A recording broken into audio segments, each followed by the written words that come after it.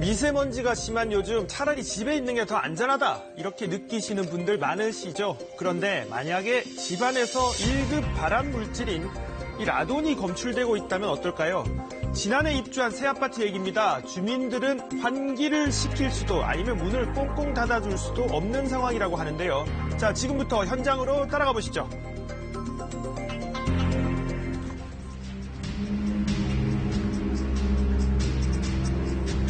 경기도의 한 신도시에 위치한 아파트입니다. 고급 아파트로 알려지면서 분양가도 높았다는데요. 제일 이제 좋은 아파트로 이제 이름도 나 있고 대형 건설사인 만큼 되게 이제 내부도 그렇고 자재들도 되게 좋은 자재들 많이 쓰고 했다고 해서 뭐 이번에 좀 좋은 아파트에서 한번 살아보자 하고선 대출 엄청 받아서 들어오게 된 거죠. 그런데 이 새 집에 이사 왔다는 기쁨은 오래 가지 않았습니다. 지난해 10월 뉴스를 보던 박 씨는 깜짝 놀라게 되는데요. 전주의 한 아파트 욕실 선반에서 기준치 10배 이상의 라돈이 검출됐다는 내용. 자, 문제의 아파트는 박 씨 아파트와 같은 지공사였습니다. 혹시나 하는 마음에 직접 간이 측정기로 화장실의 라돈 수치를 측정해봤습니다. 세제곱미터당 2,300베크렐, 공동주택 권고 기준보다 11배 이상 높은 수치였습니다. 설마 했는데 이렇게 높은 수치가 나올 줄 몰랐죠. 누가 이런 데 살고 싶겠어요. 그런데 라돈이 검출되는 곳은 박 씨의 집뿐만이 아니었습니다. 저희 단지는 한 200세대 이상 벌써 다 수치를 재봤거든요. 53까지 나와요. 기준치는 4예요. 그러면은 한 12배 나가는 거죠. 주민들은 화장실 선반에 설치된 화강석을 의심하고 있습니다. 아무래도 이 대리석 때문이지 않을까 생각을 하고 있거든요. 집에 모든 곳에 다 측정해봤거든요. 욕실만 이렇게 높게 나오고 있어요. 참다 못해 라돈이 발생되는 것으로 추정되는 화강석을 직접 떼어낸 입주민도 있습니다. 이렇게 화장실 선반에 시멘트가 그대로 드러나 있는데요. 드라이버 같은 걸로 망치랑 이용해서 깨낸 거죠. 저희가 이거 미쳤다고 이 새 아파트에 이거를 하겠어요. 이사 온 지 1년도 안 된 새 집을 직접 망가뜨린 이유, 두 자녀들 생각 때문이었습니다.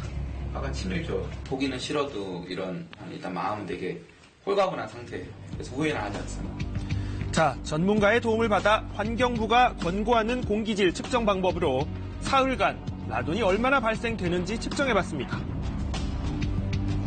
세제곱미터당 최대 433베크렐, 공동주택 권고 기준보다 2배 이상입니다. 공동주택의 기준에 배는 넘었다 이렇게 볼 수가 있고요. 위해성을 본다 그러면 흡연을 한 15개 피해서 16개 피를 하루에 맨날 이렇게 흡연한다, 매일. 그 정도 볼 수가 있죠. 전문가도 화장실 선반에 사용된 이 화강석을 원인으로 의심하고 있습니다. 보통 라돈은 토양이라든가 암석에서 기인해요. 이런 석재를 사용했다 그러면 당연히 라돈이 나올 수 있는 근거가 되겠죠. 실내에서 이렇게 라돈이 가스 형태로 발생될 경우 건강에는 어떤 영향을 미칠 우려가 있을까요? 저는 호흡기로 노출이 되기 때문에 알파산이 방출되면서 폐암이 발생을 하는 걸로 알려져 있습니다. 또 어린이 같은 경우에는 그 분당 호흡량들이 더 많아서 좀 더 라돈 노출이 상대적으로 더 높을 수 있는 그런 가능성들은 좀 있고. 문제는 이 단순히 환기를 시키는 것으로 라돈 배출원이 사라지지 않는다고 이 전문가들은 지적하고 있는데요. 우라늄계나 우라늄계에 라돈이 나온단 말이에요. 그럼 우라늄계는 145년 동안 나오죠. 또 토륨계 라돈 같은 경우는 142년 동안 나오죠. 빨리 이건 밖으로 빼내는 게 낫고. 주민들도 문제의 선반을 모두 교체해주길 원하고 있습니다. 하지만 이 건축 자재 선정 주체를 놓고 시행사와 시공사의 입장이 엇갈리는 가운데 별다른 대안은 아직 나오지 않고 있습니다. 현재에 대해 법적 근거 없다는 이유 하나만으로 그냥 놔두고 있는데, 아니 진짜 이런 데서 계속 살아야 되는 건 아닌 것 같아서 지금 굉장히 고민이죠. 지자체는 이 아파트의 경우 실내 라돈 권고 기준이 마련되기 전에 주택 사업 승인이 났기 때문에 강제할 방법이 없다는 입장인데요.